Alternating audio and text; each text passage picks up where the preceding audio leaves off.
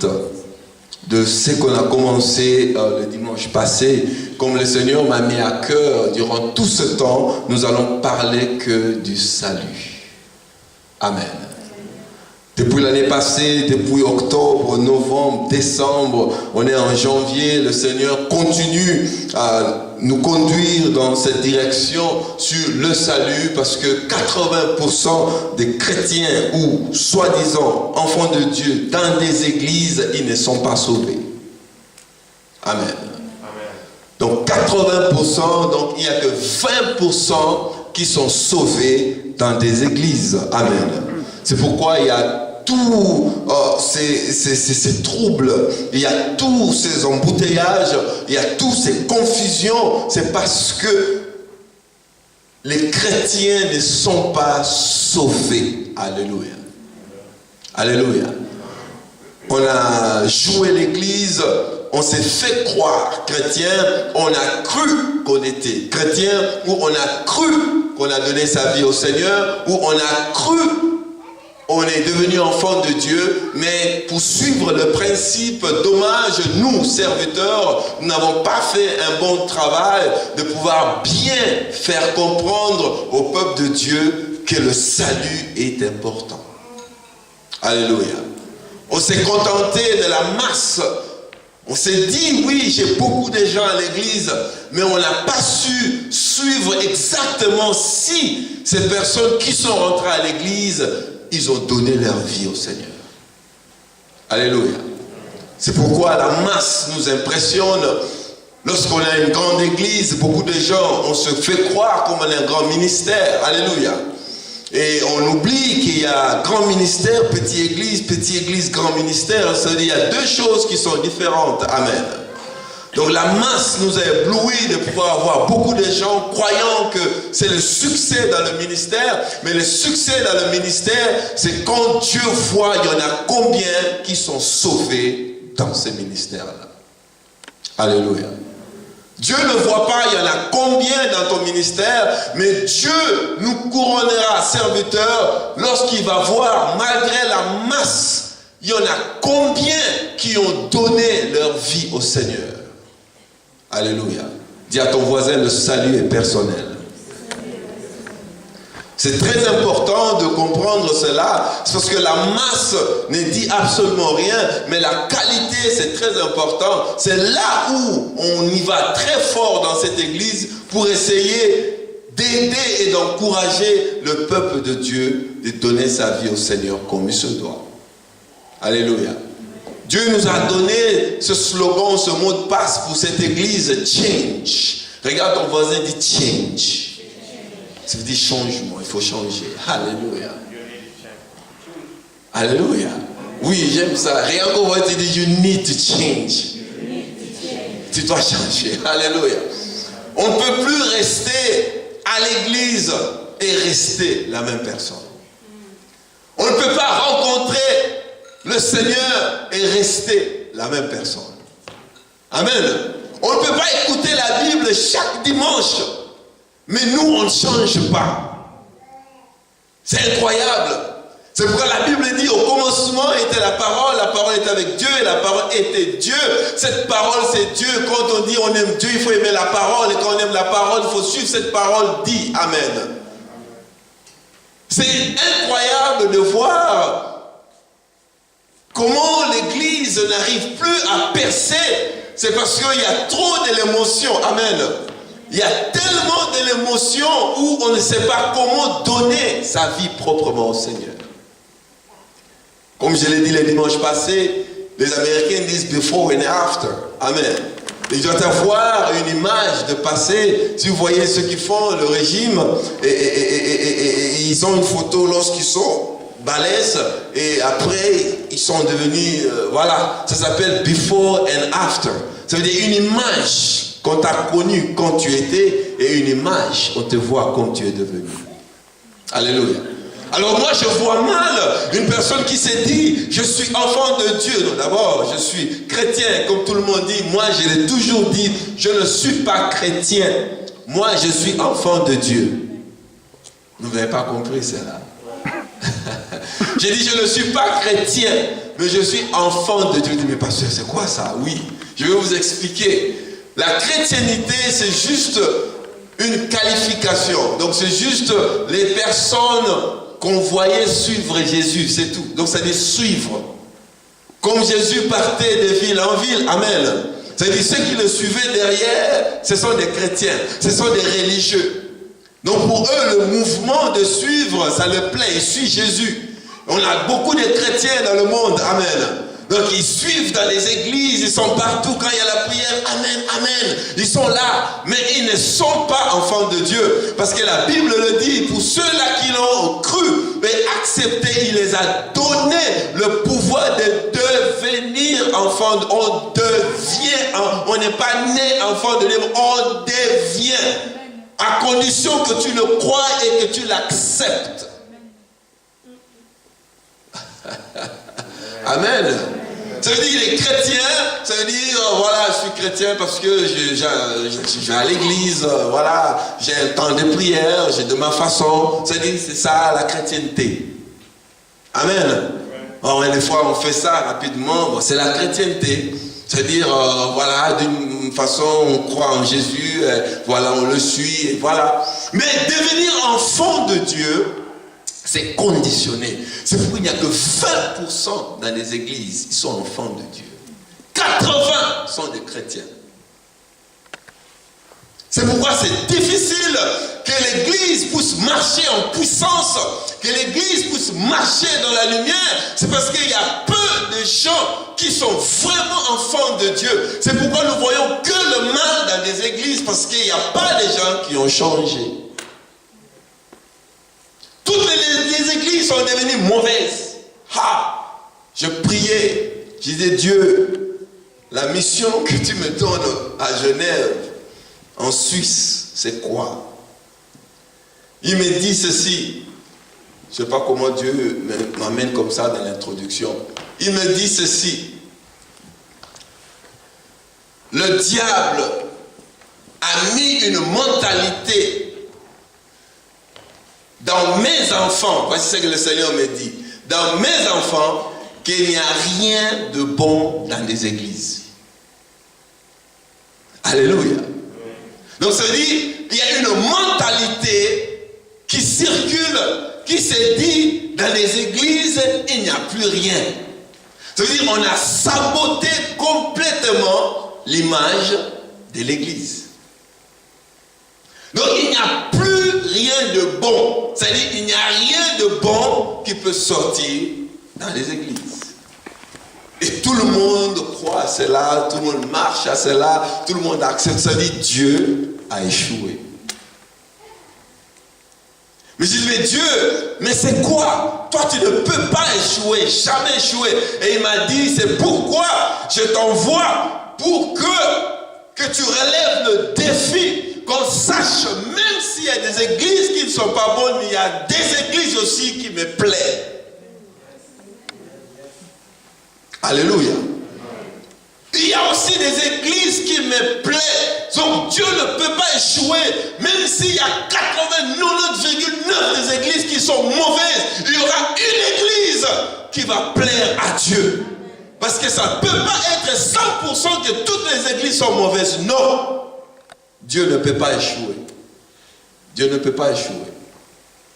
C'est pourquoi le travail doit être fait. Le travail doit être fait.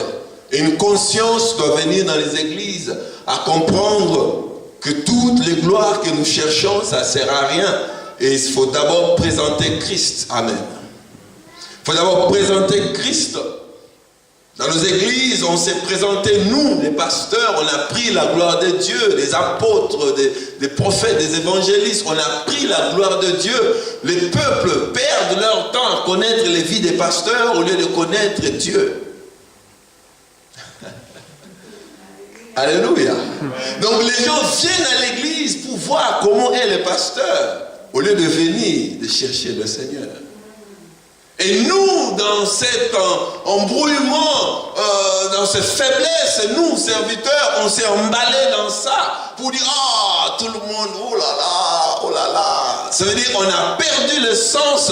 Au lieu de changer la vision de ces membres qui viennent voir les serviteurs, de voir Dieu, non, on est entré dans cette gloire. Les pasteurs, les hommes de Dieu, les femmes de Dieu sont devenus des rois. Alléluia.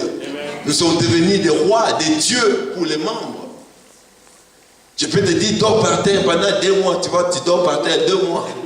Parce que le pasteur a dit. Alléluia. Alors, c'est-à-dire, il y a une conscience qui est un peu perturbée. On a pris la gloire de Dieu et le peuple ne connaissent pas le vrai Seigneur, le vrai Dieu qui les a créés. Mais dans cette église, celui ou celle qui vient pour le pasteur, je suis désolé pour toi. Alléluia. Je ne sais, ça le dit, si tu viens pour moi, je suis désolé. Tu vas perdre ton temps parce que tu ne comprendras jamais pourquoi tu es à l'église. Mon souci, c'est que vous puissiez chacun connaître Dieu, de connaître le Seigneur. C'est lui qui vous a donné cette force, l'intelligence. C'est lui qui vous protège et c'est lui qui me protège. Amen. Amen. C'est celui-là que nous devons d'abord connaître. Et nous allons suivre cela dans les Écritures pour comprendre qu'est-ce que cela donne. Jean chapitre 14.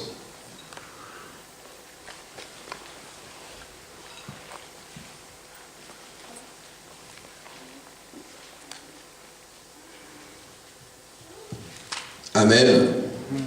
Jean chapitre 14.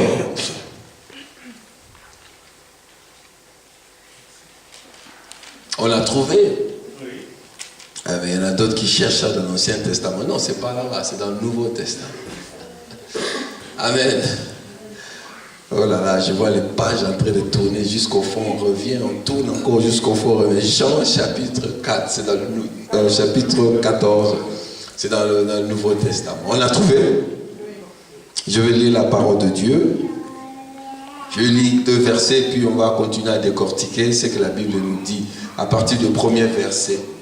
Alléluia. La Bible dit ceci, que votre cœur ne se trouble point. Croyez en Dieu et croyez en moi. Il y a plusieurs demeures dans la maison de mon Père. Si cela n'était pas, je vous l'aurais dit. Je vais vous préparer une place. Et le verset 3 dit, et lorsque je m'en serai allé, et que je vous aurai préparé une place, je reviendrai, je vous prendrai avec moi, afin que là où je suis, vous y soyez aussi. Amen. Le verset 4 dit, vous savez où je vais, et où je vais, et vous en savez le chemin. Amen. Le statistique, Jésus-Christ nous parle, on va décortiquer, on va descendre, pour comprendre, comme on a parlé le dimanche passé, quand Jésus a multiplié le pain, il a béni le peuple de Dieu, amen. Et Jésus, il a disparu, il est parti avec ses disciples, et le peuple de Dieu, ou le peuple qui le suivait, ils n'ont pas su quand est-ce que Jésus était parti. Pourquoi? Parce que leurs intentions n'étaient pas bonnes. Amen. Amen. Jésus les a nourris, ils ont mangé, ils ont reçu ce qu'ils voulaient et après ils n'ont pas senti la sensibilité de sentir comment l'esprit ou Dieu est en train de travailler. Ils n'ont pas senti et soudain ils sursautent et ils se retrouvent seuls. Jésus était déjà parti. Comme j'ai dit, il y en a plusieurs d'entre nous, on va sursauter comme ça, on va se retrouver seuls. Dieu est déjà parti, l'esprit de Dieu n'est plus en nous. Amen. Mais ils ont quand même suivi Jésus, ils ont trouvé de l'autre côté et ils posent la question à Jésus, quand est-ce que tu es venu ici? Amen. Amen. Quand est-ce que tu es venu ici? Et Jésus-Christ a discerné. Il a dit non, vous ne me cherchez pas parce que vous cherchez le miracle. Amen. C'est parce que vous cherchez les choses futiles. Amen. Les choses charnelles. Amen. Vous ne cherchez pas, vous ne venez pas à moi. Parce qu'il y a des miracles, mais vous venez, parce que j'ai multiplié les pains hier, vous venez pour manger, vous venez pour recevoir ce qui est charnel, c'est que de vous, mais vous ne venez pas vers moi pour chercher les choses spirituelles. Dis à ton voisin, cherche d'abord les choses spirituelles. Amen. On vient à l'église pour chercher d'abord les choses charnelles, les voitures, les maisons, les bénédictions, les travaux, ceci. Mais on ne vient pas parce qu'on a soif de comprendre, de connaître ce que Dieu a prescrit. Amen. On ne vient pas parce qu'on a soif. On veut connaître plus de ce Dieu que nous servons, le Dieu que nous prions. Nous prions un Dieu qu'on ne connaît pas. Comment peux-tu prier sincèrement si tu ne connais pas ce Dieu? Comment pourrais-tu servir si tu ne connais pas le Dieu que tu sers? Comment tu peux dire je t'adore, adorer qui? Tu ne le connais pas. C'est pourquoi il y a 2 mots, il y a des gens qui prient 2 secondes. Alléluia, amen. Il n'y a plus. Prie encore. Alléluia, amen. Mais mon frère, prie. Jésus-Christ est vivant. Vous comprenez? Ça veut dire, il y a 2 mots, 3 mots, parce qu'ils ne connaissent pas ce Dieu-là. Ce qu'il fait, ce qu'il est capable de faire, comment il travaille, comment il est en nous. Amen. Comment il fait, on ne connaît pas. Mais le jour où on a soif, on entre dans la parole de Dieu, on commence à comprendre qui est ce Dieu-là, vous allez voir automatiquement, votre prière va augmenter. Amen. On ne pourra pas prier religieusement comme je vois les gens. Comme j'ai dit dans cette église, on vérifie tout ça. Oui, c'est bon tout ça, mais après c'est quoi? Alléluia.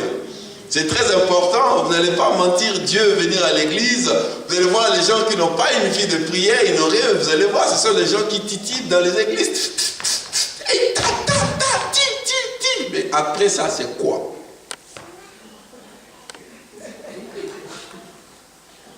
Amen. Mon peuple périt par manque de connaissances, nous voulons juste avoir une église mature. Une église qui sait ce qu'il fait, qui comprend ce qu'il comprend. Amen. Ce n'est pas interdit de tituber, ce n'est pas interdit d'être emporté par l'Esprit de Dieu, mais néanmoins, on ne le fait pas pour faire l'aventure à l'église. Ce n'est pas l'endroit où on doit s'aventurer. Amen. C'est plus sérieux si c'était à l'époque que Dieu pouvait envoyer le feu pour consumer les gens, il peut te tuer dans l'église. Ce n'est pas l'endroit où on vient s'aventurer. Amen. C'est très important d'acquérir la maturité dans le Seigneur et de savoir comment marcher dans la maturité. Parce que mon peuple périt par manque de connaissances. Parce qu'on ne connaît rien, on est bougé par tout le vent doctrinal, on est bougé par tout le vent. Quand il y a un homme de Dieu puissant qui est venu, allez, tout le monde fuit l'église. Oh là-bas, il y a un apôtre grave. Oh là là, on est bougé. On est perturbé, on n'est pas stable, on ne sait pas discerner. Un jour, j'enseignais et je disais, vous savez, quand j'enseignais sur 1 Corinthiens chapitre 12, là on parle sur le don spirituel. Amen. Dieu a bien spécifié dans la parole sur les différents dons. Il y a des gens, vous voyez dans les pancartes, journée des miracles. Journée des miracles. Ou convention des miracles. Alors quand je vois ça, je suis toujours curieux. J'ai envie de savoir, guérison, miracle, quelle est la différence entre une guérison et un miracle? Voilà, le miracle par définition c'est quoi? Guérison c'est quoi? Alors quand on met journée de miracle, donc je viens où mon attente c'est pouvoir entrer dans cette convention, voir ce que mes yeux n'ont jamais vu. C'est ça un miracle. Alors quand j'entre, je vois quelqu'un qui ne voyait pas, il voit, on dit miracle. Quand on voit quelqu'un qui était malade, et directement il est guéri, on dit, oh quel miracle. Non, c'est juste une guérison. Amen. On est trompé par le mot, parce qu'on n'a pas le temps d'étudier, on n'a pas le temps d'entrer en profondeur pour comprendre ce que Dieu nous dit. Et c'est pourquoi tout ce vent nous prenne de gauche à droite. Il y a un temps, comme j'ai dit, oh, le jour des miracles, c'est chaque jour. Amen. Je ne peux pas faire une convention pour préciser que ce temps-là, ça serait fort. Le temps fort, c'est comme maintenant. Si Dieu veut faire des choses dans cette salle, il va faire des choses dans cette salle. Ce n'est pas juste attendre un moment bien concentré pour démontrer la puissance de Dieu. Pierre, il a dit, l'or et l'argent, je n'ai pas, mais ce que j'ai en moi, alléluia, lève-toi et marche. C'était pas dans une convention, c'était pas dans une conférence, c'était dans la route quand il marchait. Si tu as Christ en toi, les miracles, c'est chaque instant, c'est chaque jour. Ça ne dépend pas des conférences, des conventions. Je n'entre pas en jeûne pour prier pour quelqu'un. Parce que celui qui est en moi est plus fort que celui qui est dans le monde. Je marche constamment avec mon Christ. Quand il y a un cas, et j'agis automatiquement. Je ne suis pas des gens, quand il y a un cas, oh mon frère, attends un peu, je vais gêner. On se voit dans 5 jours. Non. Quelqu'un va mourir à cause de toi. Parce que tu n'es pas sûr que tu as Christ en toi. C'est-à-dire que tu as laissé Christ à la maison, tu vas aller les récupérer dans 5 jours pour revenir, pour faire les miracles. Mais si tu as Christ en toi, tu marches avec lui chaque jour. Tu n'as pas besoin de laisser un cas et de partir et revenir après. L'or et l'argent, je n'ai pas. Mais ce que j'ai, il n'a pas dit ce que j'aurai après avoir gêné.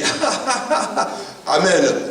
Ou rentrer en retraite pour avoir la force. Dieu n'est pas un féticheur. Dieu n'est pas un féticheur. Ce n'est pas interdit d'entrer en retraite. Ce n'est pas interdit ni de jeûner. Mais ne faisons pas ça comme une philosophie de la puissance. Alléluia. Ne faisons pas ça une philosophie pour recevoir plus de puissance. Non. Ça n'a rien à voir avec ça. Si tu as Christ et tu as l'Esprit de Dieu, cette puissance est avec toi. C'est pourquoi c'est très important d'avoir le Seigneur dans notre vie. C'est très important. Si on continue les Écritures, le verset 5, d'abord le verset 4, il a dit, vous savez où je vais, vous savez où je vais, et vous en savez le chemin. Amen. Il y a le verset 5, Thomas, qui dit, oh mais non Seigneur, nous ne savons où tu vas, comment pouvons-nous en savoir le chemin? Amen. C'est très difficile, parce que c'est un problème à l'église dont nous ne connaissons pas le Christ, et c'est difficile de pouvoir le suivre. Amen. Il a dit, vous savez où j'y vais. Amen. Thomas, il revient. Thomas, il était tout le temps avec Jésus. Amen. C'est la même chose avec nous, on est tout le temps avec des pasteurs, on est tout le temps à l'église, mais on ne connaît toujours pas les chemins.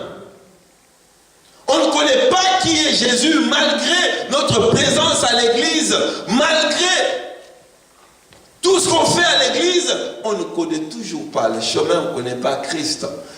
Voyez la suite, comment Jésus-Christ le répond. Jésus lui dit, le verset 6, « Je suis le chemin, la vérité et la vie. Nul ne vient au Père que par moi. » Amen. Ce sont des principes. Nul ne vient au Père que par moi. Il y a nous, chrétiens, ou ceux qui se disent chrétiens, ils disent, je connais Dieu, j'aime Dieu. Mais quand tu aimes Dieu, et tu connais Dieu, mais tu ne connais pas Jésus. Alléluia. Alléluia. Il a dit, personne ne peut aller au Père s'il ne passe pas par Jésus-Christ. C'est-à-dire, nous devons avoir d'abord la connaissance de Jésus-Christ avant d'aller à Dieu. C'est pourquoi tout le monde dit, je crois en Dieu. Tu vois? Tout le monde croit en Dieu. C'est pourquoi même quand les musulmans viennent, tout le monde vient, nous avons tous le même Dieu. Mais c'est quel Dieu que vous parlez là? Tout le monde dit, nous croyons en Dieu. Dieu est grand, nous croyons en Dieu. C'est quel Dieu? Moi j'aime préciser Jésus. Alléluia. C'est Jésus que je connais, qu'on ne peut pas aller vers le Père si on passe par Jésus-Christ. Amen. Tu ne pourras pas connaître les choses de Dieu si tu ne connais pas encore comment est-ce que Jésus nous a donné. Il a dit, il est la vérité, il est le chemin. Alléluia. Pour marcher, autrement dit, nous devons d'abord dire à ton voisin, tu dois connaître Jésus-Christ. Non, vous êtes trop timide, il faut bien bouger même le voisin ou la voisine. Dis, tu dois connaître Jésus-Christ. C'est très important. Le verset 7 dit, si vous me connaissiez, c'est conjugué dans le passé, si vous me connaissiez, vous connaîtrez aussi mon Père. Et dès maintenant, vous le connaissez et vous l'avez vu. Alléluia.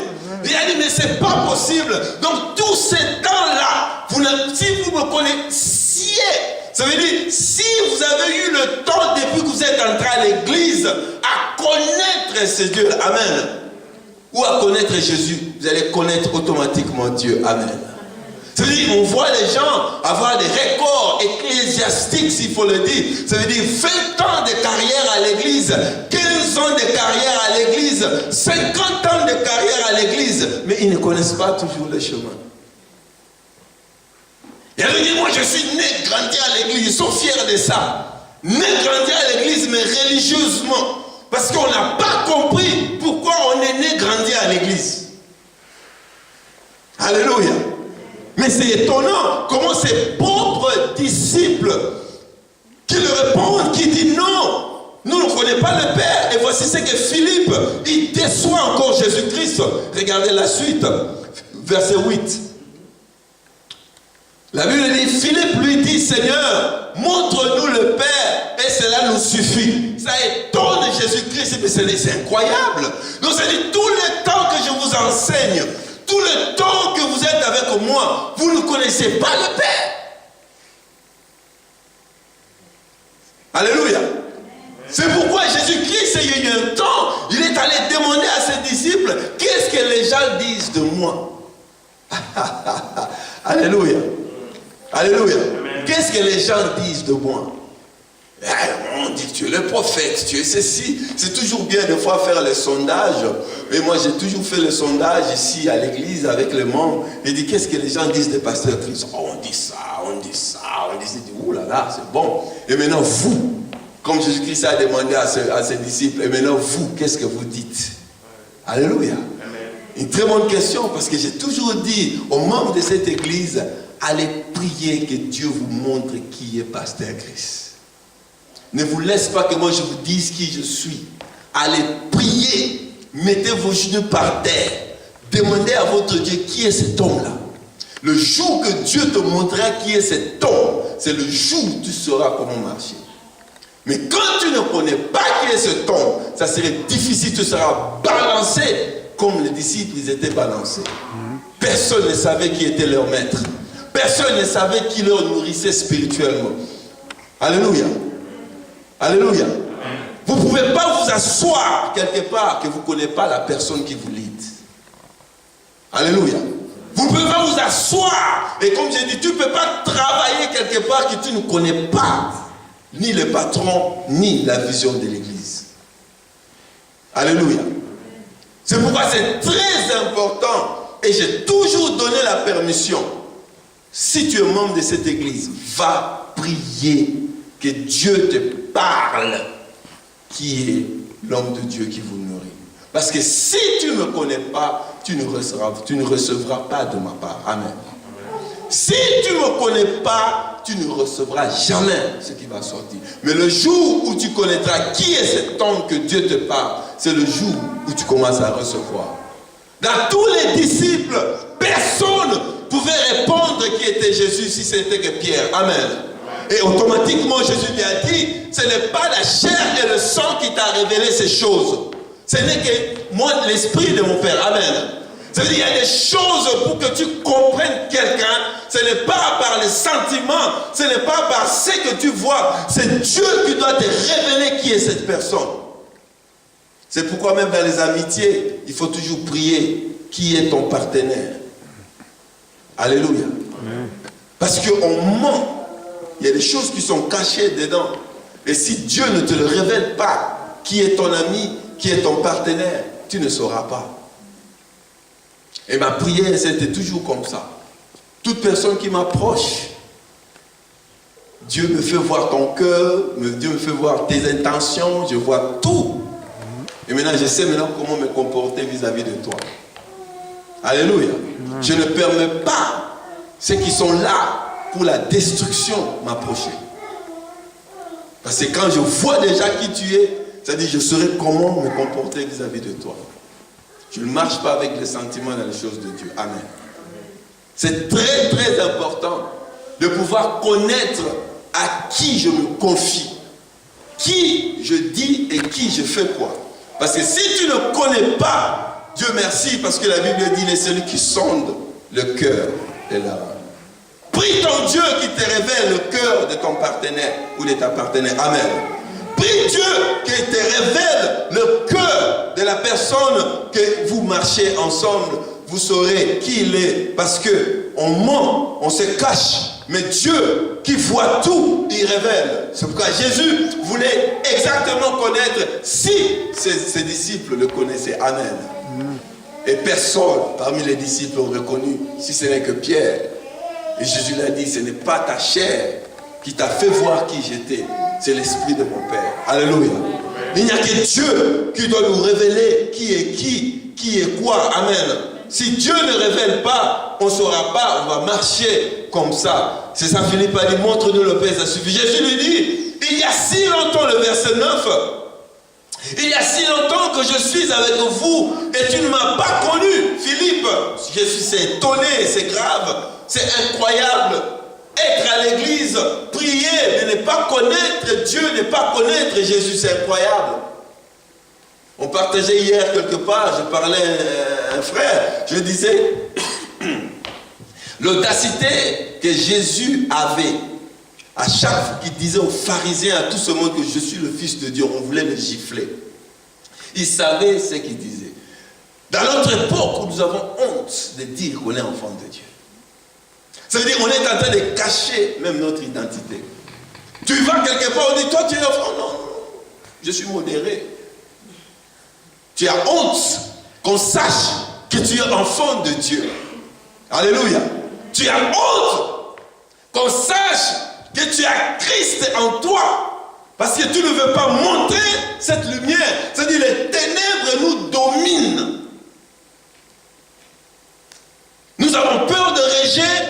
Nous avons peur des insultes. Nous avons peur de mépris. On a peur de ces choses. C'est pourquoi l'Église a l'air d'être faible malgré qu'elle est forte.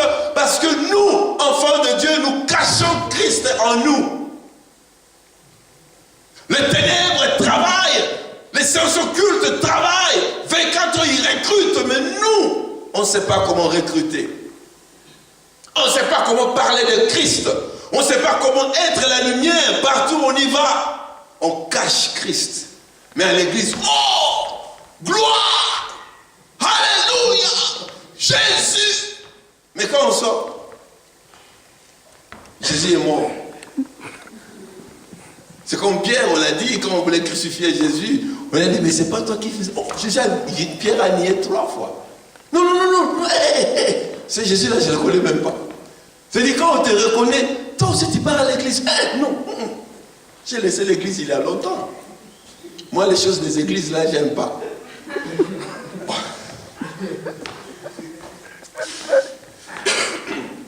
Alléluia. Je vais à l'autre. Toi, si tu pars à l'église, des personnes qui disent non, je suis allé une fois seulement. Ils ont mis. Alléluia. Enfant de Dieu, reste tel que tu es. Il ne faut jamais avoir honte de ton Seigneur. La Bible dit, si tu as honte de moi devant les gens, j'aurai honte de toi devant mon Père. Jamais nier ton identité en tant qu'enfant de Dieu. La Bible dit, n'est-ce pas que vous êtes la lumière de la nation. Amen. Comment est-ce que tu vas montrer Christ? C'est là où Philippe n'a pas compris. Il cherchait voir Dieu. Je suis votre Père. C'est ça, c'est qu'il cherchait. Mais l'identité de Père était en Jésus. Amen. Quand tu marches avec Christ, il y a des choses que tu feras. Les gens verront que tu es sauvé. Les gens verront que tu as Christ. Et le Père, Dieu, il est en toi. Pourquoi on fait... Vous savez, on ne fait pas insulter, comme je dis, je bénis Dieu, parce que souvent, on bannit les serviteurs de Dieu, les servantes, ainsi de suite. Mais moi, j'ai dit ceci. Je commence à faire rentrer cette balle-là au membre. est-ce que tu vas dire que ces serviteurs, ils ne montrent pas les choses de Dieu, ils font la honte des églises? Entre-temps, toi-même, quand tu marches, ce que tu fais dans des rues, est-ce que tu montres que tu es sauvé? Comment tu peux faire insulter une église par rapport à ton comportement? Ce n'est pas le pasteur, ce n'est pas le diacre, c'est toi. Tu es plus monté dehors et chrétien ici. Et les gens du monde te voient et on dit où tu pries. Chez le pasteur, ils disent l'église là n'est pas bon. À cause de toi, les gens ne vont pas venir. Ce n'est pas à cause du pasteur. C'est à cause de ton comportement que ton mari ne veut pas venir, que ta femme ne veut pas venir. Parce que la façon dont tu te comportes et ton partenaire, mais toi qui pries, comment tu fais des choses comme ça? Toi qui pries, mais alors l'église là, votre pasteur ne vous prêche pas, c'est ça, on condamne les pasteurs dehors. Ton comportement dehors, ça salit l'église. Parce qu'on sait que tu pries dans cette église. Mais non, les membres sont normaux, mais ce sont les pasteurs qui sont les cibles. Ah, les pasteurs! Ah, mais toi-même, est-ce que tu montres Christ dans ton environnement? Est-ce que quand on te regarde comme ça, on voit Christ? Pose la question. Est-ce qu'on voit Christ en toi? Pose la question. Tu sais, il y a des gens qui regarde comme ça. Ça, c'est le diable. Alléluia. Quelqu'un te voit sur le côté et dit non, Dieu n'est pas ici. Non, mais toi là, tu es fier. Alléluia. Alléluia. Mais quand les gens te voient, ils ne voient rien de Dieu. Ils ne voient rien de changement. Dis à ton voisin, you need to change. On ne voit rien de nouveau. Être né de nouveau, enfant de Dieu, ton langage, ta façon de faire, ta façon de marcher, tu marches en désordre. Et l'enfant de Dieu ne marche pas en désordre. Marcher comme il se doit. Le langage est perturbé, tu parles n'importe quoi. Ce n'est pas comme ça un enfant de Dieu. Alléluia. C'est pourquoi les gens, le pasteur Christ, il est fier, hein? Il est fier. Non. Je contrôle ma langue. Je ne peux pas parler n'importe comment, n'importe où. Je dois savoir l'environnement d'abord. Pour que ma bouche puisse s'ouvrir, je dois examiner l'environnement. Et je me préserve. Un enfant de Dieu ne se comporte pas n'importe comment. Alléluia. C'est très important. Vous savez savoir, dans l'église, il doit avoir ce qu'on appelle caractère. Ce n'est pas parce qu'on est enfant de Dieu, ça veut dire on est devenu... Non, ça n'a rien à voir avec ça. Il y a aussi un caractère, amen, digne des enfants de Dieu. Tout m'est permis, tout m'est pas utile. C'est très important. On n'a pas Christ, on n'est pas la lumière. Alors ce que Jésus voulait enseigner, il voulait faire voir à ses disciples. Ça veut dire quand vous me voyez, ça veut dire vous voyez automatiquement le Père. Amen.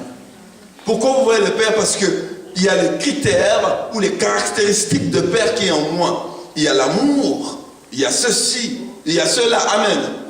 Amen. Le plus grand point de cette église, c'est l'amour. Si tu n'as pas l'amour, tu ne seras pas membre de BSN. Je suis désolé. Parce que sans l'amour, tu ne pourras rien faire. Sans l'amour, tu ne sauras pas prier. Parce que Dieu nous dit prier pour les uns et pour les autres. Dieu dit supporter les uns et les autres. Dieu parle toujours. Il a réduit les 10 commandements à 2 commandements. Amen. Aimez Dieu de tout votre cœur, de toute votre âme, de tout votre cœur. Et deuxième, aime ton prochain comme soi-même. Qui es-tu ou qui je suis pour dire à Dieu, je m'en fous de ce que tu dis. S'il n'y a pas l'amour, ça ne sert à rien. Ça ne sert à rien. Dis à ton voisin, il faut avoir l'amour. Sinon, ça ne sert à rien. Pour qu'on voie Dieu en toi, on doit voir cet amour. Alléluia. Alléluia. J'ai dit bien, pour qu'on voie Dieu en toi, ou Jésus en toi, ce qu'on doit voir, c'est l'amour de Dieu. Il a tant aimé le monde et il a donné son... Il a tant aimé le monde et il a donné son Fils. Dieu marche, Dieu opère avec l'amour. Alléluia. Comment est-ce que on peut... J'ai toujours posé la question. Pourquoi on se dit frères et sœurs? C'est par rapport à quoi? Alléluia. Bon, vous avez la chance, ce n'est pas l'étude biblique le mardi, sinon j'allais attendre les réponses de tout et chacun. Comme c'est le dimanche, on se réserve. Amen. Mais je vais reposer cette question le mardi. Pourquoi aujourd'hui tu dis sœur, frère? Pourquoi? C'est par rapport à quoi? Est-ce que ce sont des slogans des églises? Ou c'est parce que c'est un mouvement des églises? Ou tu considères l'autre là, hey, frère, comment? Ma soeur, comment vas-tu? Est-ce que c'est ce frère et ces sœurs, nous comprenons la profondeur de ça? On s'appelle frère et sœurs que ceux qui sont les enfants de Dieu, pas les chrétiens. Les enfants de Dieu, ça veut dire on est tous de la même famille. Le Père qui est Dieu et nous les enfants adoptifs, c'est pourquoi on s'appelle frères et sœurs. Ce n'est pas le mouvement des églises, oh frère, sœur. Non. Tu appelles quelqu'un frère, ça veut dire tu considères la personne, ça veut dire que nous avons tous le même Père. Alléluia. Mais si tu me hais, comment est-ce que je suis ton frère? Pourquoi tu vas m'appeler frère? Pourquoi je t'appelais frère? Pourquoi je t'appelais sœur? Parce qu'on n'est rien, il n'y a rien entre nous. Mais ce n'est pas ça, c'est que Dieu nous demande. Amen. Quand on se dit frère en Christ, sœur en Christ, ça veut dire on se considère d'abord, amen. Et on comprend que nous sommes tous de la même famille. La famille de Dieu, amen. Pour tous ceux-là qui l'ont accepté et reçu, il les a donné le pouvoir de devenir enfants de Dieu. Le verset 10. Ne crois-tu pas que je suis dans le Père et que le Père est en moi? C'est la question que Jésus est en train de poser à ses disciples. Amen. Les paroles que je vous ai dites, je ne les dis pas de moi-même. Et le Père qui demeure en moi, c'est lui qui fait les œuvres. C'est que Jésus voulait présenter à ses disciples que lorsque vous me voyez, amen, vous voyez automatiquement le Père. Alléluia. Et c'est pourquoi la question est posée, ou c'est comme ça que nous devons nous comporter en tant qu'enfants de Dieu. Nous devons être la lumière de la nation. Alléluia. Comme c'est dit, à chaque fois que nous allons marcher, quand quelqu'un te regarde, qu'est-ce qu'il voit en toi? Alléluia. Est-ce que tu reflètes Christ? Est-ce que tu attires cette personne à dire, waouh, je veux aussi devenir comme toi? Est-ce que les gens disent ça? Alléluia. Et les gens disent, waouh, tu as changé. Qu'est-ce que tu as fait? Alléluia. Si dans ta vie, personne ne te l'a déjà dit, waouh, tu as changé, alors quelque chose qui ne va pas. On est devenus nous-mêmes des rabbis. Ça veut dire qu'on ne change pas. Les mêmes, hier, aujourd'hui, éternellement. Depuis que tu as accepté Jésus-Christ, c'est juste que maintenant tu es toujours la même personne. La personne qui tape les gens, la personne qui insulte les gens, la personne qui brutalise les gens, c'est toujours la même personne. Alléluia. Dis à ton voisin, on doit changer. Nous devons changer, bien-aimés. Le langage est très clair, que chacun puisse entrer, essayer de chercher son Dieu, afin qu'il y ait un changement dans notre vie. Si on n'est pas encore enfant de Dieu, qu'on devienne enfant de Dieu, le salut est personnel. Il est temps, bien-aimé, de pouvoir nettoyer cette image où on croit qu'il n'y a plus rien dans les enfants de Dieu, où on croit qu'il n'y a plus rien à l'église. Non, il y a quelque chose. Dis à ton voisin, j'ai de la valeur. Non, vous n'avez pas compris. Dis à on va se lever, on va confesser la parole de Dieu. Alléluia. Vous savez, il y a un temps où, lorsqu'on connaît qui on est, on ne se laisse pas faire. Alléluia. Dis, répétez après moi.